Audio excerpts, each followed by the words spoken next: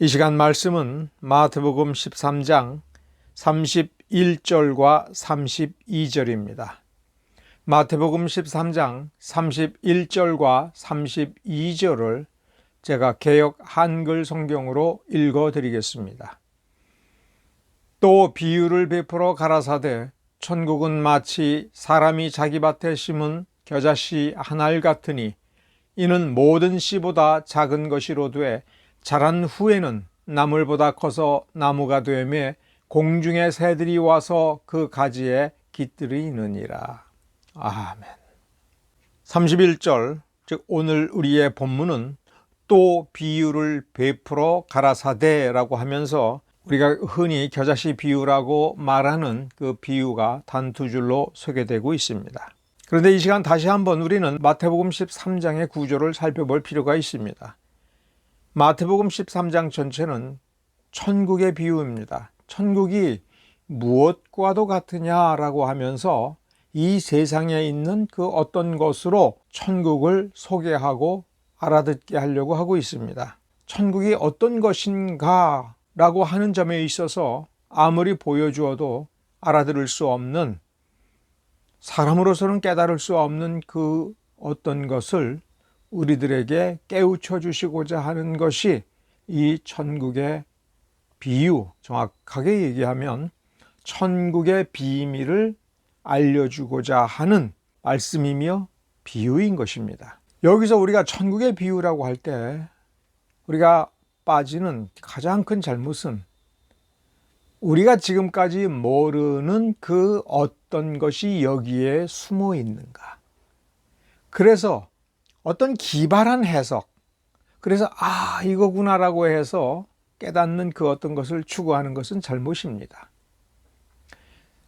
천국의 비유라고 우리가 알고 있는 마태복음 13장에서 지속적으로 우리에게 얘기해 주는 것은 내 안에 천국이 있느냐, 내 안에 천국이 자라고 있느냐, 그걸 묻는 겁니다. 즉 천국에 대해서 알고 있느냐가 아니라 그 천국이 내 안에 있느냐? 그 천국이 내 안에서 자라고 있느냐? 그럼 만일에 없으면 어떻게 하라는 거예요? 왜 없지? 왜 내 속에는 천국이 없지? 그거를 질문하고 굉장히 고민하며 안타까워하며 기도해야 된다고 하는 것입니다. 다시 말하면 나는 신자야, 그래서 우린 천국에 대해서 알아야 돼 라고 생각해서는 안 된다는 겁니다. 나는 신자야 라고 하는 고백이 어디서 나와야 되느냐 하면 성경에 여기에 이렇게 써 있어. 신자, 믿음을 고백하는 사람이 신자고 믿음을 고백하면 천국에 갈 거야, 이렇게 생각해서는 안 된다는 겁니다. 전도할 때는 그렇게 말할 수 있습니다. 내가 처음 교회를 다니면 그렇게 생각할 수 있습니다. 그러나 참으로 구원받은 성도로서 하나님의 자녀라고 하는 어떤 자격과 신분을 가지고 그 특권을 누리고자 한다면, 그리고 그런 사람으로 되어 있는지를 확인하고자 한다면 나는 고백했으니까 라고 하는 그 말은 잊어야 된다는 겁니다. 자신을 들여다보고 자신의 삶을 드러내면서 볼 때에 그 속에 뭐가 있어야 되냐면 천국이 있어야 된다는 겁니다. 천국이 있어야 된다는 그것이 무엇인가?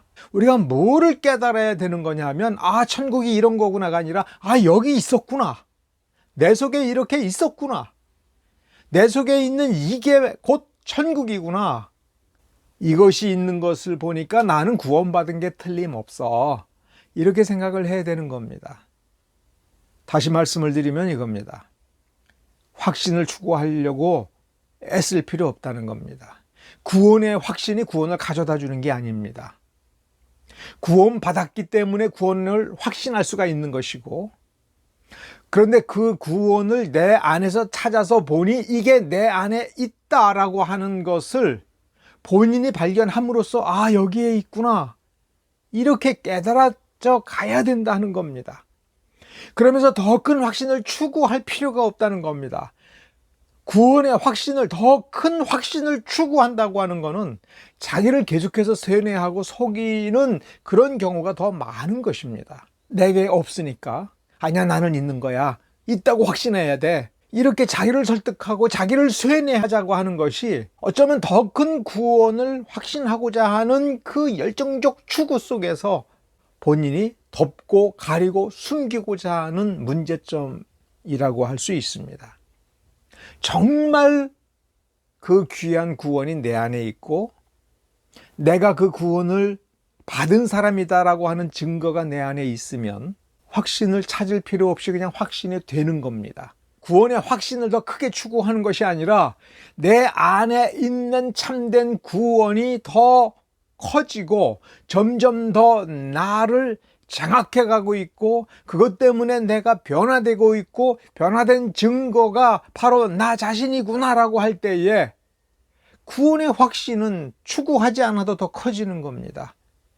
내 안에 정말 이 말씀이 말하고 있는 것이 내 안에 있느냐라고 하는 것, 계속해서 그거를 들여다봐야 된다 하는 것입니다. 그게 천국의 비밀의 가장 중요한 부분입니다. 마태복음 13장을 보면 이 비유들이 묘하게 되어 있습니다. 흔히 말하는 씨 뿌리는 비유가 1절서부터 8절까지 나옵니다. 9절서부터 17절까지는 왜 비유로 말씀하시는가에 관한 간단한 설명이고, 씨 뿌리는 비유를 예수님께서 제자들에게 해설해 주는 대목이 18절서부터 23절입니다. 대개 이 23절에서 씨 뿌리는 비유 혹은 네 종류의 밭의 비유가 끝났다라고 생각을 합니다. 그 뒤에 가라지의 비유가 24절서부터 30절이 나옵니다. 그 뒤에 오늘 본문으로 잡은 31절, 32절 겨자씨의 비유, 겨자씨 한 알의 비유가 나옵니다. 그 다음에 누룩의 비유가 나옵니다. 가라지의 비유, 겨자씨의 비유, 누룩의 비유, 이렇게 세 개의 비유가 나오고 34절과 35절은 비유로 말씀하신 까닭을 한 번 더 얘기를 해줍니다. 두 줄로. 그 다음에 36절서부터 43절을 가라지 비유 해설이 나옵니다. 가라지의 비유가 나온 뒤에 두 개의 비유, 겨자씨 한 알의 비유와 누룩의 비유, 이 두 개의 비유가 이렇게 붙어 있는 이유는 가라지의 비유, 겨자씨의 비유, 누룩의 비유가 천국의 비밀을 말해주는 하나의 비유이며, 이 논리를 가지고 마태복음 13장 앞부분을 다 이렇게 보면 이 전부 씨 뿌리는 비유 하나를 둘러싸고 있는, 혹은 이 비유들 전부를 보아야 천국의 비밀을 알려주는 그 내용의 어떤 핵심을 파악할 수 있다 하는 것입니다. 오늘 본문을 보고 다른 번역을 살펴보면 우리 개역 한글에는 사람이 자기 밭에 갖다 심은 겨자씨 한 알, 이렇게 이 겨자씨를 설명해 주는 형용사절이 붙어 있습니다. 자기 밭에 심지 않은 것이 아니라 심은 겨자씨 한 알과 똑같다. 그럼 이 한 알이 농부가 자기 밭에 심었으니까 가장 작은, 모든 씨보다도 가장 작은 이 씨가 그대로 있지 않고 점점 자라서 결국 나무처럼 되고, 그래서 공중의 새들이 와서 그 가지에 앉거나 둥지를 틀 수 있다 하는 것입니다. 이 모습이 천국이다라고 얘기하고 있어요. 그런데 여기서 31절을 이 영어 성경들이나 다른 성경에는 천국은 겨자씨와 같다 이렇게 얘기해요. 겨자씨 한 알도 아니고 그냥 겨자씨와 같다. 어떤 사람이 그 겨자씨를 가져다가 자기 밭에 심었다, 이렇게 말을 짧게 끊어요. 겨자씨와 같다. 그런데 그거를 자기 밭에 심었다 그랬더니 자랐다, 이런 식으로 되고 있습니다. 겨자씨와 같다와 사람이 자기 밭에 가져다가 심은 겨자씨 한 알과 같다, 뉘앙스에서 약간 차이가 있습니다. 저는 이 개역 한글 번역을 좋아합니다. 일단 우리가 겨자씨 한 알이라고 하는 것에 주목을 해보면 참으로 이건 놀라운 비밀이다라고 하는 생각을 하지 아니할 수가 없습니다. 우리가 접하는 천국은 무엇으로 시작하는가? 기록된 말씀입니다. 그렇죠. 우리가 성경을 펴서 거기에 써 있는 문자를 읽음으로써 우리는 기록된 말씀, 예수님의 말씀, 하나님의 말씀을 우리는 만납니다. 그 말씀을 읽습니다. 그 말씀을 마음으로 받아들입니다. 그 말씀이 진리이고 진리의 말씀이며 구원의 말씀이라고 우리가 믿습니다. 우리 신앙생활하는 대부분의 성도들은 그 말씀을 단단히 붙들고 신앙생활을 하고자 합니다마는 그 말씀의 위력, 그 말씀에 담겨져 있는 그것이 무엇인가를 경험하지 못한 분들이 상당히 있을 것으로 저는 생각을 합니다. 그럴 때 우리는 뭐라고 생각을 해야 됩니까? 그 속에 어마어마한 것이 담겨져 있다고 우리는 생각을 해야 됩니다. 왜 그렇습니까? 예수 그리스도는 하나님이십니다. 그렇죠? 하나님이십니다. 그런데 요한복음 1장을 보면 그 하나님이, 무한하신 하나님이, 영원하신 하나님이 사람이 되어 이 땅에 오셨습니다. 얼마나 놀라운 신비인지를 여러분 깊이 깨달으셔야 됩니다. 왜 그렇습니까? 초대교회 때에 이 하나님이 사람이 되어 오셨다라고 하는 요한복음 1장의 이 내용을 이해하지 못해서 엄청난 이단들이 발생했습니다. 어떻게 무한하신 영, 창조주 하나님이 보잘것없는 한 사람, 한 육체 속에 담겨질 수 있느냐 이거예요. 마치 저 거대한 태평양 바닷물 전체가 조그마한 컵 하나에 다 담길 수 있느냐? 말도 안 되죠. 태평양 바닷물에 조그만 컵으로 물을 떠도 그야말로 흔적도 없이, 물을 떴는지 안 떴는지 알 수 없는 흔적도 없이 거대한 바다가 그대로 있을 텐데, 그 태평양의 거대한 바닷물이 한 방울도 남김없이 이 작은, 내 손에 붙잡혀 있는 이 작은 컵에 담길 수 있다라고 하는, 그것보다도 더 엄청난 신비가 하나님이 사람이 되었다라고 하는 거예요. 어떻게 실제로 그런 일이 일어날 수 있는지 공식을 말할 수 있는 사람은 아무도 없습니다. 놀라운 신비입니다. 우리가 거룩해진다는 거 설명할 수 없는 신비입니다. 우리의 이 육신을 가지고 천국에 간다는 거 형언할 수 없는 신비입니다.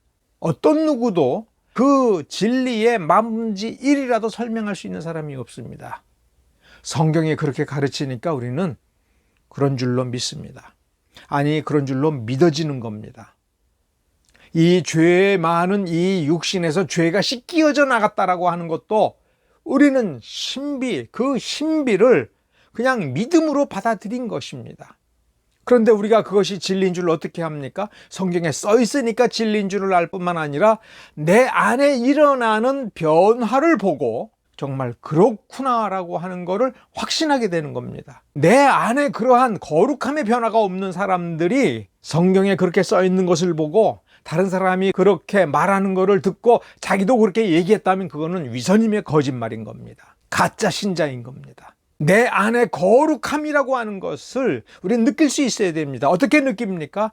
나의 죄됨을 깨닫고 나의 죄됨이 견딜 수 없어서 그것을 회개하고 그리고 깨끗이 씻김받는 그 즐거움을 경험하며 하나님의 말씀을 꿀보다도 더 달게 여기면서 나의 존재가 변화되면서 하나님께 다가가고 예수의 생명을 누리면서 변화되어가는 그 변화를 조금이라도 느꼈을 때에 비로소 참으로 아는 것이고 비로소 거룩이 무엇인지를 아는 것이며 죄의 씻김이 무엇인지를 아는 겁니다.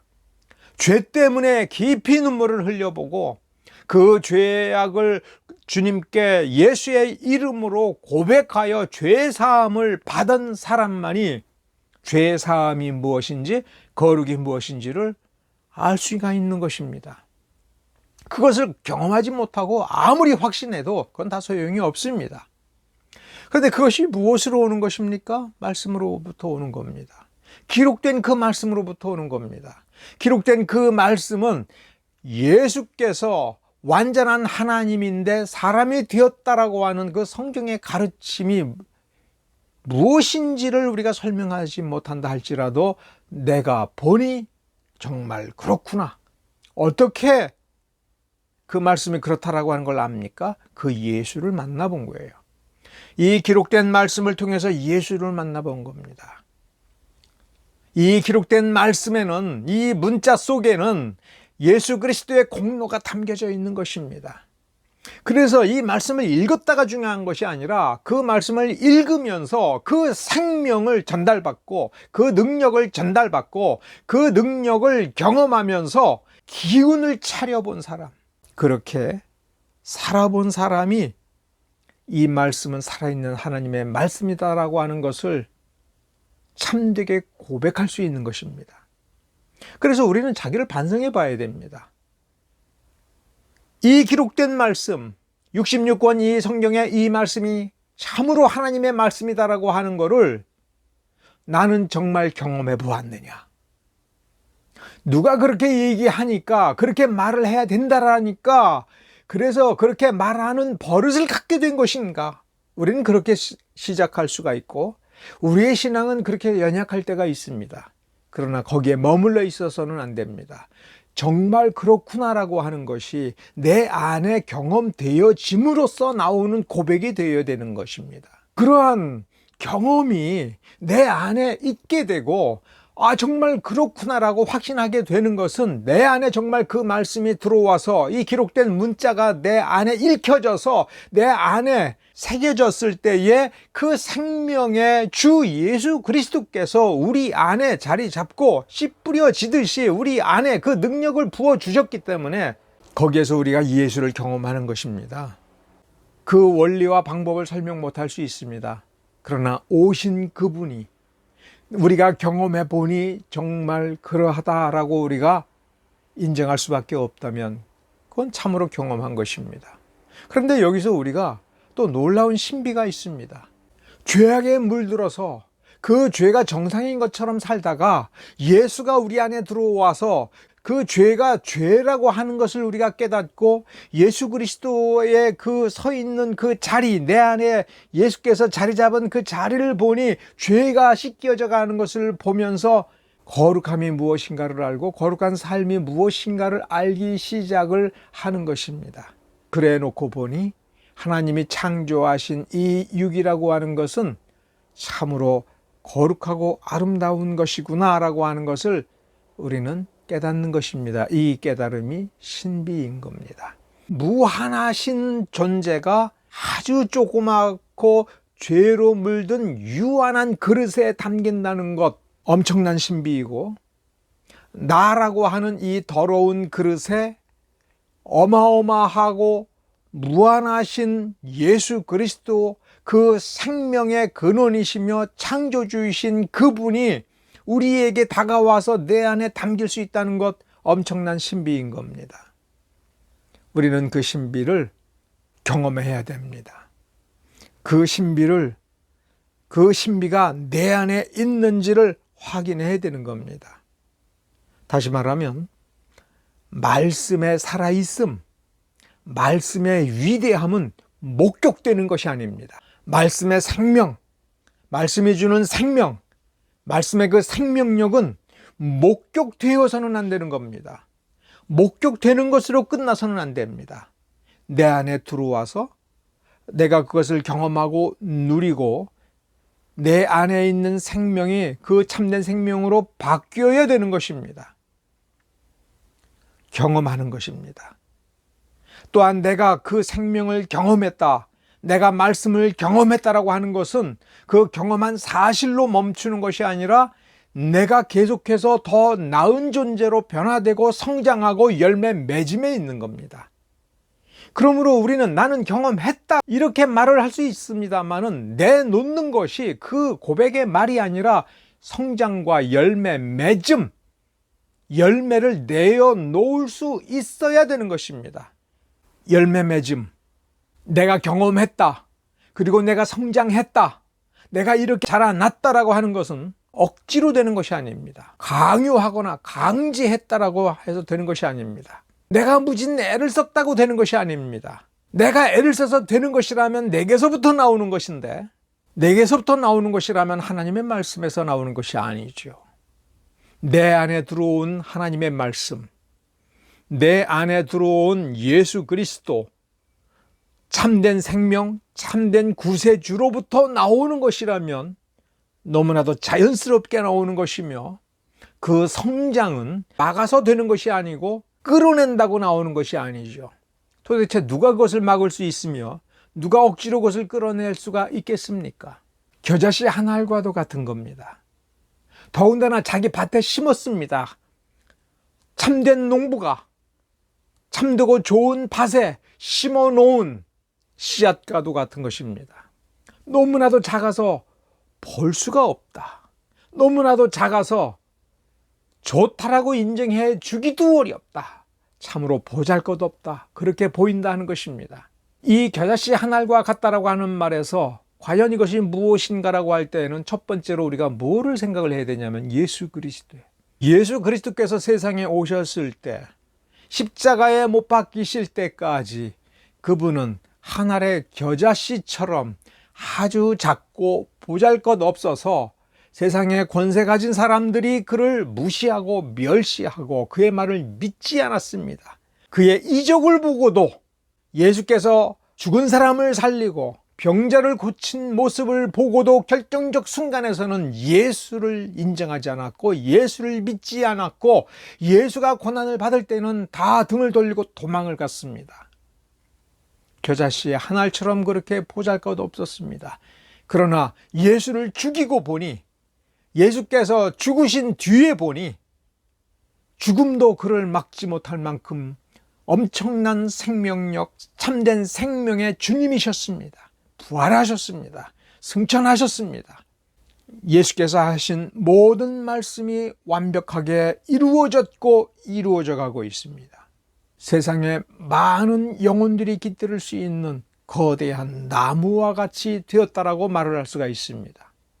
우리는 그 예수를 어떻게 경험합니까? 예수께서 우리에게 주시는 말씀입니다. 우리가 말씀 받기를 원합니다.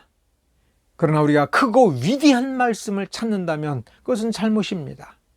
우리의 욕심입니다. 주님께서 우리에게 말씀을 주실 때에 그 말씀이 아무리 작고 보잘것없어도 그 작고 보잘것없음에는 예수 그리스도의 공로 전체가 다 들어갔다라고 우리가 인정할 수 있는 그러한 신비로운 것입니다. 말씀 한 토막 참된 말씀을 우리가 받았을 때에 우리는 놀랍게 변화될 수가 있는 것입니다. 그것이 천국입니다. 이 천국은 막을 수가 없습니다. 이 천국은 어떻게 옵니까? 보잘것없는 모습으로 우리에게 옵니다. 그 천국을 받은 우리는 이 땅 위에서 어떤 모습입니까? 보잘것없는 모습일 수 있습니다. 오늘 우리가 이 세상에서 고난을 당할 때에 우리는 이렇게 작은가? 우리는 이렇게 연약한가? 우리는 이렇게 보잘것없는가? 내 한평생 살아오면서 이룬 것이 이거밖에 없는가라고 생각할 때에 그 보잘것없음 때문에 우리는 상처받을 수가 있습니다. 좌절할 수가 있습니다. 그러나 그래서는 안 됩니다.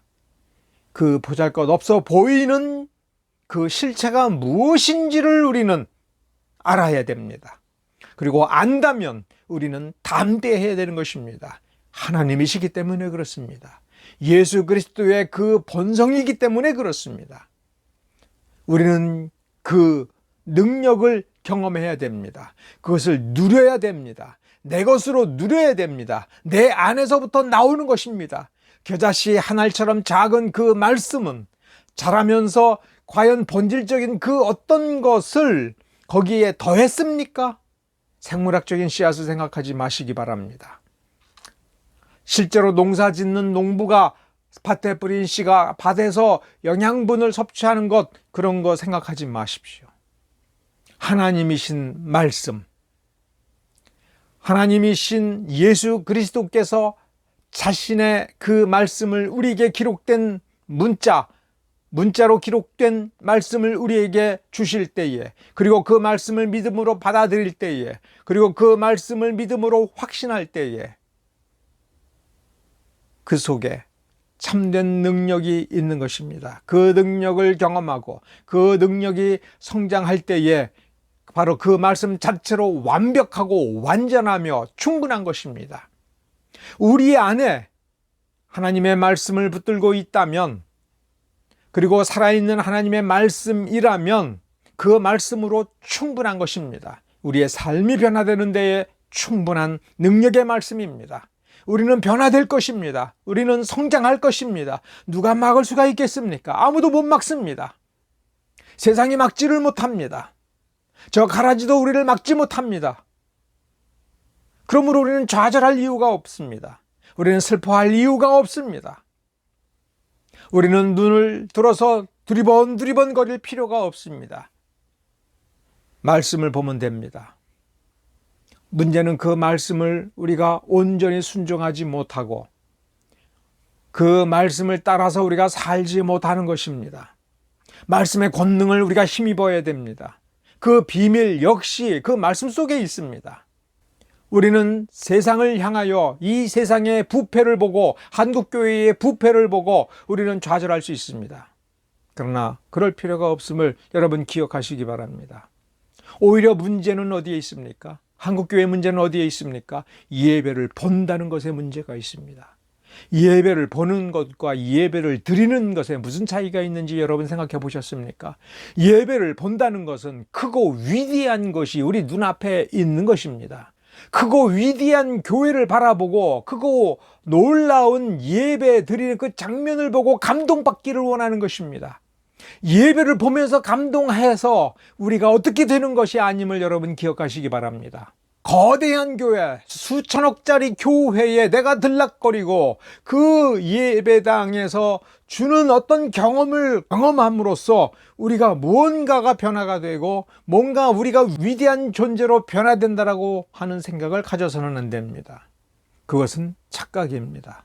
예배를 보는 그 경험, 그 예배에 동참하는 경험, 누군가의 설교를 듣고 누군가의 그 액션을 보면서 감동하여 그에게 동의하고 동질감을 느낌으로써 우리가 위대해지는 것이 아닙니다. 예배는 드리는 것입니다. 다른 사람과 함께 예배를 드릴 때의 그 드림 속에 내 안에 있는 그 말씀으로부터 나오는 경외심, 내가 경험해보니, 내가 이 생명을 느껴보니, 이 생명을 섭취해보니, 이 생명 속에 내가 들어앉아서 그와 더불어 하나가 되어보니 하나님에 대한 경외심이 내 안에서부터 생겨나올 때에 내 속에 있는 것을 끄집어내면서 하나님을 찬양하고 하나님께 다가가는 그것이 예배 드림인 것입니다. 그런 자는 위대한 것입니다. 지금 비록 보잘것없는 모습을 가지고 있다 할지라도, 지금 다른 사람 눈에 앞에 내어놓는 것이 보잘것없어 보이고 하찮아 보이고 그래서 비참한 것처럼 느껴진다 할지라도 이미 그는 위대하신 예수 그리스도와 하나가 되고 위대하신 예수 그리스도의 한 몸이 되어 위대하신 예수 그리스도와 더불어 하나님 앞에 거룩한 자녀로 나아가는 위대한 사람인 것입니다. 좋은 예배는 내 안에서부터 나와서 하나님께 드리는 것이며 위대한 예배는 이미 내 안에 있음을 여러분 기억하시기 바랍니다. 그것이 천국인 겁니다. 천국은 이 땅에 위대한 모습으로 오지를 않습니다. 이미 온 천국은 기록된 말씀이라고 하는, 그리고 우리의 삶이라고 하는 아주 보잘것없는 모습에서 시작을 합니다. 죄악된 우리 속에서부터 시작합니다. 죄된 우리가 예수를 고백하고 그 고백을 통하여 하나님이 역사하여 우리가 거듭날 때에 이미 위대함은 시작이 되고 있습니다. 이제 그 위대함이 결실을 맺고 그 위대함을 이제 모든 사람이 볼 수 있도록 해주는 그날이 오기만 하면 되는 것입니다.